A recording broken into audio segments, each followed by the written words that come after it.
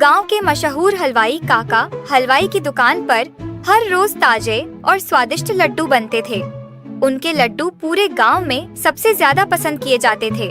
लेकिन कुछ दिनों से एक अजीब घटना हो रही थी। रात होते ही लड्डू गायब हो जाते। काका हलवाई बहुत परेशान थे। उन्होंने अपने नौकर मोहन से पूछा, लेकिन उसे कुछ नहीं पता था। गांव के बच्चों में सबसे होशियार छोटू को यह मामला बहुत रोचक लगा।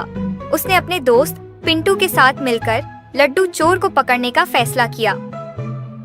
छोटू और पिंटू ने रात में दुकान के पास छिपकर निगरानी करनी शुरू कर दी।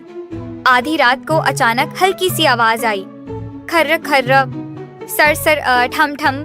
वे धीरे धीरे दुकान की ओर बढ़े और देखा कि एक बड़ा सा गोल मटोल भालू दुकान के अंदर घुसकर लड्डू खा रहा था।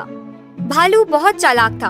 वह धीरे धीरे दुकान के पीछे बने छोटे से छेद से अंदर जाता और लड्डू उठाकर आराम से खा लेता, फिर वहीं सो जाता। छोटू ने फौरन पिंटू को इशारा किया और दोनों ने हलवाई काका को बुलाया। काका हलवाई यह देखकर हैरान रह गए। अगली रात छोटू और पिंटू ने एक मजेदार योजना बनाई। उन्होंने लड्डुओं में शहद मिलाया और रास्ते में एक रस्सी का जाल बिछा दिया। जैसे ही भालू आया और लड्डू खाने लगा, उसकी टांगें जाल में फंस गईं।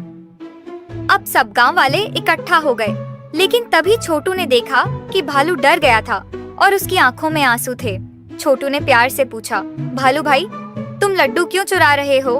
भालू ने उदास होकर कहा, मुझे बहुत भूख लगती थी, लेकिन जंगल में खाना कम पड़ गया है।